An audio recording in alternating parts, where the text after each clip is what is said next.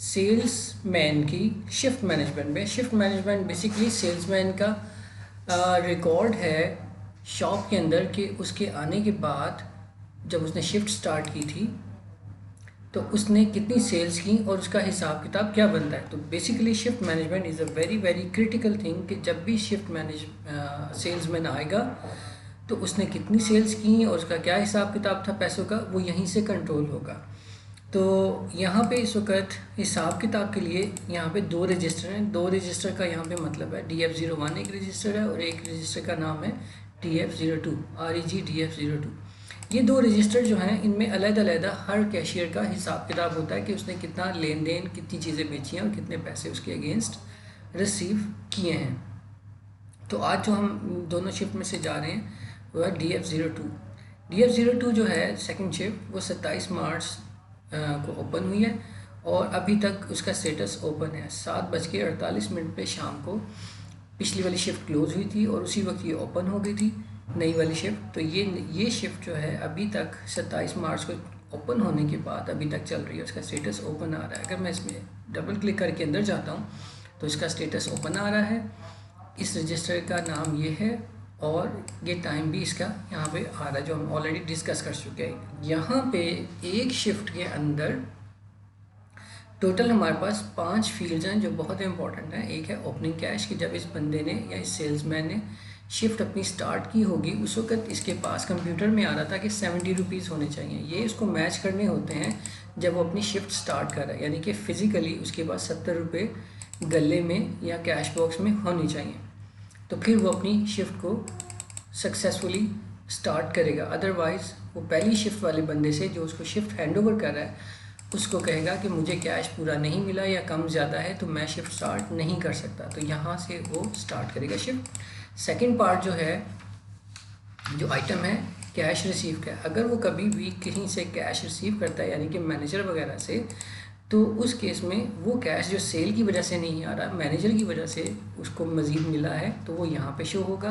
वो इस बटन के थ्रू रिसीव कैश में आ जाएगा। फिर थर्ड आइटम है कैश स्किम। अगर वो कुछ कैश अपने गले में से निकाल के मैनेजर को देता है वापस, तो वो यहाँ पे शो होगा और उसको एंटर यहाँ से किया जाएगा स्किम कैश में। यहाँ पे उसकी अमाउंट लिख के तो सेव का बटन दबाएगा। इसके अलावा जो थर्ड आइटम है ये उसकी कैशियर की मेन आइटम है जहाँ पे वो सेल्स अपनी डालता है। जैसे जैसे वो सेल्स करता जाएगा कैश के ऊपर, यानी कि हर वो सेल्स सिर्फ कैश वाली जो वो करता है उसका जो इन्फॉर्मेशन है वो यहाँ पे आएगी।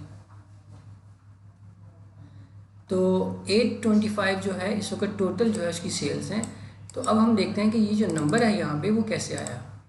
तो 875 जो है that is equal to 825 plus 70, यानी कि 70 में जमा कर दें 825 तो 895 रुपये बन जाएंगे। तो ये बेसिकली इतनी सेल करने के बाद इस कैशियर के पास इतने पैसे होने चाहिए। सो टोटल कैश जो है कैशियर के पास वो इतना होना चाहिए। यहाँ पे अभी हमने सिर्फ ये डिस्कस किया है कि कैशियर जो है जब सेल्स करेगा बिल्कुल बेसिक लेवल पे, तो उसके पास ये डिफरेंट जो फील्ड्स हैं उनका मीनिंग क्या है। इसके अलावा एक और चीज़ जो भी हम डिस्क्राइब करेंगे वो है कैश सेल रिपोर्ट, यानी कि इस कैशियर ने आने के बाद जितनी सेल्स की हैं अभी तक की, जब से इसने ओपन किया था, तो वो इस बटन से चेक कर सकता है। जैसे ही बटन दबाएगा तो ये सारी सेल्स वो सेल्स हैं जो इस कैशियर ने अपनी शिफ्ट में ऐड की हैं। क्लोजिंग शिफ्ट जो है आप क्लोज़ कर सकते हैं अगर आप समझते हैं कि अभी आपका टाइम क्लोज़ हो गया है, आपने पैसे काउंट कर लिए हैं, 895 आपके पास है, तो आप 895 यहाँ पे एंटर कर सकते हैं और आप सीधा क्लोजिंग का बटन दबा सकते हैं। समटाइम्स कैश ऊपर नीचे भी हो जाता है, उसकी डिटेल बाद में देखेंगे। तो फ़र्ज़ करें आपके पास इस वक्त 900 रुपीज़ आ रहे हैं, लेकिन सिस्टम आपको बता रहा था कि 895 होने चाहिए, but it does not matter. आपके पास जो असली नोट आ रहे हैं उसी को यहाँ पे लिखें और यहाँ पे क्लोज़ का बटन दबा दें।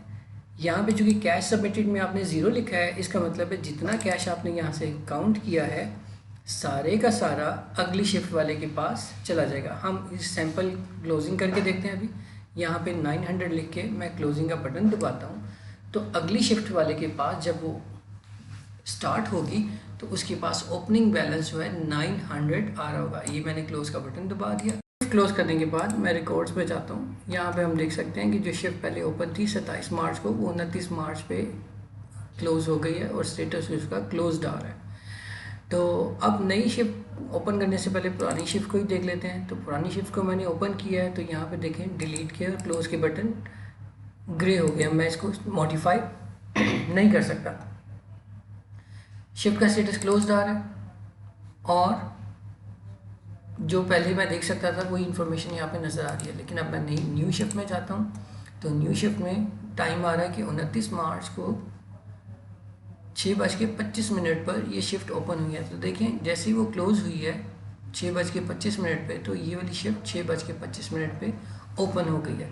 इस ओपन शिफ्ट में अगर मैं जाऊँ तो पुरानी शिफ्ट में मैंने 900 रुपीज़ पे क्लोजिंग की थी, तो वो क्लोजिंग बैलेंस जो है वो क्या बन गया है, इसका ओपनिंग बैलेंस। ठीक है, तो 900 रुपीज़ इस कैशियर के पास, जो नया कैशियर आया है जिसने ये शिफ्ट स्टार्ट की है, उसके पास गले में या कैश बॉक्स में 900 रुपीज़ होने चाहिए। अब जब वो अपनी सेल स्टार्ट करेगा, अभी देखें सेल्स उसकी कोई नहीं है, 0 रुपीज़ है और कैश सेल रिपोर्ट में भी उसके पास कुछ नहीं है।